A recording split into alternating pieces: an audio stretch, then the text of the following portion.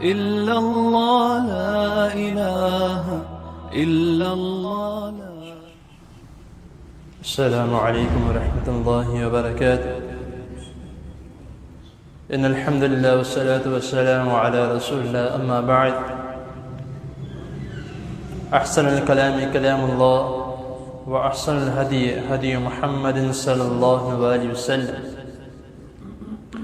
أعوذ بالله السميع العليم من الشيطان الرجيم، من همزه ونفسه ونفثه.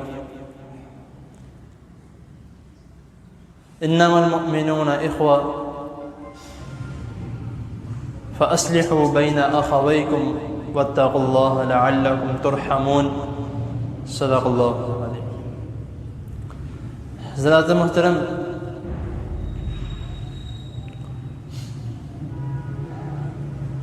جو آیت کریمہ میں نے آپ کے سامنے تلاوت کی ہے، اس کے متعلق سب لوگ جانتے ہیں کہ اس کا ترجمہ کیا ہے، اس کا مفہوم کیا ہے، لیکن افسوس اور دکھ کی بات یہ ہے کہ جانتے تو ہیں لیکن اس کو مانتے نہیں ہیں.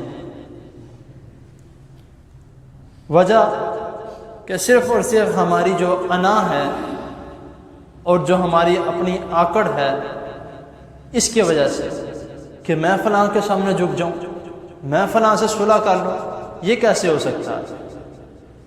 تو یہ آپس میں ایک دوسرے کو توڑنا، ایک دوسرے سے دور رہنا، یہاں تک یہ ایسے الفاظ بھی استعمال کیے جاتے ہیں کہ بھائی آج کے بعد میں نے تمہیں ملنا نہیں ہے. اور دوسرے الفاظ جو استعمال کیے جاتے ہیں کہ تم میرے جنازے پر بھی نہ آنا. یہ حقیقتاً آپ نے بھی سنے ہوں گے اس طرح کے کئی الفاظ. ایسے الفاظ کہنے سے کیا مل جاتا ہے؟ وہ نہیں آئے گا آپ کے جنازے پہ، اس کو کیا پڑی ہے؟ تو لیکن یہ الفاظ کہنے کے بعد جب آپ نے فوت ہو جانا ہے تو پھر جو اللہ تعالیٰ کے سامنے جواب دے ہوگے نا، اس کا کوئی جواب نہیں ہوگا آپ کے پاس کہ میں نے یہ الفاظ کہہ دیے تو اب کیا بنے گا میرے ساتھ. جبکہ اللہ تعالیٰ قرآن مجید میں فرما رہے ہیں، جس طرح ہم نے آپ کے سامنے آیت کریمہ تلاوت کی ہے، سورۃ حجرات آیت نمبر 10، کہ انما المؤمنون اخوہ، مومن آپس میں بھائی بھائی ہے. فاصلحوا بین اخویکم، تو دونوں بھائیوں کے درمیان صلح کرواؤ. اب جو صلح کروانے والا ہوتا ہے اس کو بھی کئی لوگ بیچ میں توڑ پھوڑ دیتے ہیں کہ بھئی تم کون ہوتے ہو ہمارے درمیان رہنے والے، یہ ہماری اور اس کی لڑائی ہے. اور ایک جگہ پہ اللہ تعالیٰ فرما رہے ہیں سورۃ الانفال آیت نمبر 1 میں، فاتقوا اللہ واصلحوا ذات بینکم، کہ اللہ تعالیٰ سے ڈرو اور آپس میں ایک دوسرے صلح رکھو یا اصلاح کرو ایک دوسرے کی. ذات بینکم، ایک دوسرے کے درمیان. تو لیکن ہم اس بات کو سمجھتے نہیں ہیں. آپس میں صلح کرنا یا آپس میں صلح رکھنا یا کوئی آپ کی صلح کرواتا ہے، اس کا درجہ کیا ہے؟ جامعہ ترمذی کی حدیث ہے، حدیث نمبر 2509 میں 2509 میں، کہ رسول اللہ صلی اللہ علیہ وسلم نے فرمایا کہ روزہ، نماز اور حج، میرے خیال سے غالباً حج بھی ہے، کہ رسول اللہ صلی اللہ علیہ وسلم نے فرمایا کہ ان سے بھی زیادہ درجے والی چیز ہے وہ ہے کسی کی صلح کروانا. تو اب ان تمام چیزوں کو آپ نے قرآن مجید میں پڑھا. نماز کا کتنا اللہ تعالیٰ نے کہا کہ نماز پڑھو، نماز پڑھو. روزے کے متعلق فرض روزے لازمی رکھو، جو نہیں رکھ سکتا وہ بعد میں اس کی قضا پوری کرے، یعنی کہ فرض ہے. لیکن اس سے بھی زیادہ درجے والی چیز کیا ہے کہ تم کسی کی صلح کرواتے ہو. اور اس کے آگے رسول اللہ صلی اللہ علیہ وسلم کیا فرمایا کہ جو آپس میں صلح نہیں کرتا یا آپس میں ایک دوسرے کی بات نہیں کرتا تو وہ دین کو مونڈ رہا ہے. ہم نائی کے پاس جاتے ہیں اپنی کٹنگ کروانے، کہتے سر مونڈ دو، تو یہ دین کو مونڈ رہا ہے، یعنی کہ علیحدہ علیحدہ کر رہا ہے. جب اللہ تعالیٰ کا حکم ہے تو اللہ تعالیٰ کی ہم نافرمانی کر رہے ہیں. تو نبی کریم صلی اللہ علیہ وسلم نے ایک حدیث میں آتا ہے کہ ایک صحابی بیان کرتے ہیں کہ میں نے اللہ کے رسول صلی اللہ علیہ وسلم کے ان 3 الفاظوں کے علاوہ کبھی یہ نہیں سنا کہ تم جھوٹ بولو.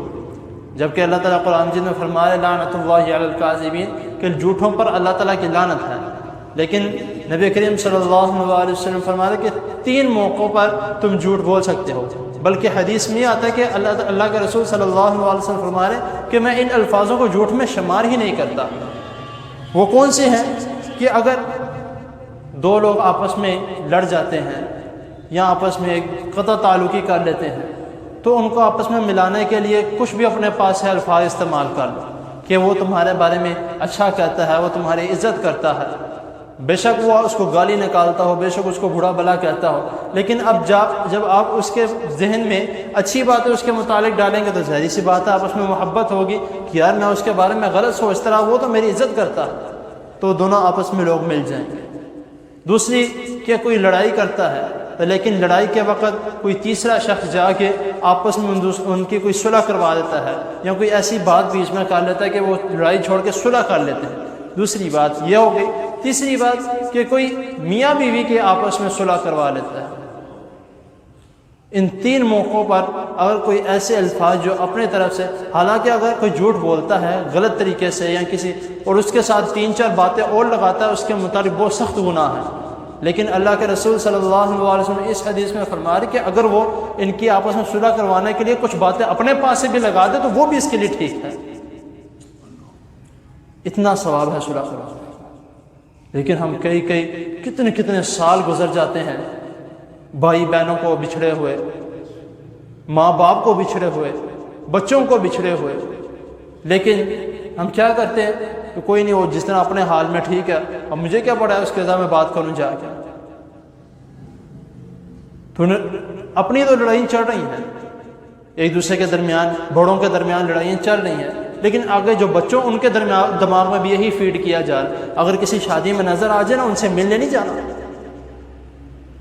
ہم اس طرح کے الفاظ کیوں استعمال کرتے ہیں کہ بھئی آپ لوگوں کے درمیان میں لڑائی ہے، آپ لڑتے رہو، کم از کم جو چھوٹے بچے ہیں ان کو تو ملنے تو ہو سکتا ہے، ان کے ملنے کی وجہ سے بڑوں کی صلح ہو جائے، لیکن نہیں، وہ کہتے ہیں کہ اگر وہ نظر بھی آ جائے، ان کے بچے بھی آ جائے، ان کے پاس بھی کھڑا نہیں ہونا۔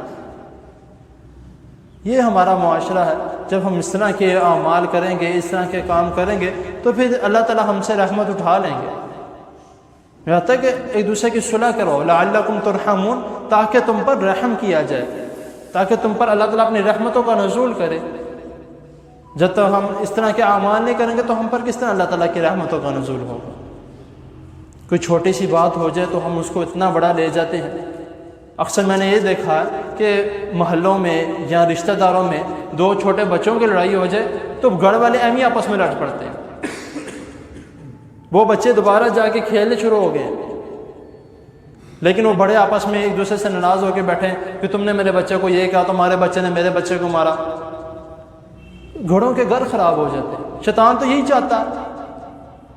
تو لیکن غصے پر قابو پانا اور صلح میں ہمیشہ رہنا، تو اللہ تعالیٰ کیوں فرمانا فاتقوا اللہ، کہ اللہ تعالیٰ سے ڈرو کس معاملے میں کہ آپس میں قطع تعلقی نہ کرو۔ اللہ تعالیٰ کو بہت ناپسند ہے جتنے لوگ آپس میں مل جل کر رہیں گے، جتنے لوگ آپس میں اچھے طریقے سے اور اخلاق سے رہیں گے، اللہ تعالیٰ کو اتنا زیادہ یہ پسند ہوگا، اللہ تعالیٰ کی اتنی زیادہ رحمت اس پر ہوں گی۔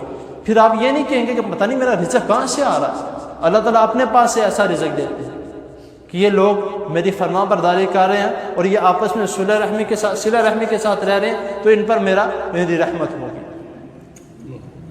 تو اسی لیے ایسے اعمال سے، اور ایک دو مرتبہ کسی بھائی نے یہ بھی پوچھا کہ صلح کروانے کے لیے ہم کہیں پہ جا سکتے ہیں؟ نبی کریم صلی اللہ علیہ وسلم سے ثابت ہے کہ ایک مرتبہ کسی قبیلے میں لڑائی ہو گئی تو نبی کریم صلی اللہ علیہ وسلم کے پاس خبر پہنچی، تو رسول اللہ صلی اللہ علیہ وسلم نے ظہر کی نماز پڑھا کر آپ صلح کروانے کے لیے چلے گئے، اور حضرت بلال رضی اللہ تعالیٰ عنہ کو حکم دے کے گئے کہ اگر میں عصر تک واپس آ گیا تو ٹھیک ہے، اگر میں واپس نہ آ سکا تو حضرت ابو بکر رضی اللہ تعالیٰ عنہ کہنا کہ وہ نماز کی امامت کروائیں۔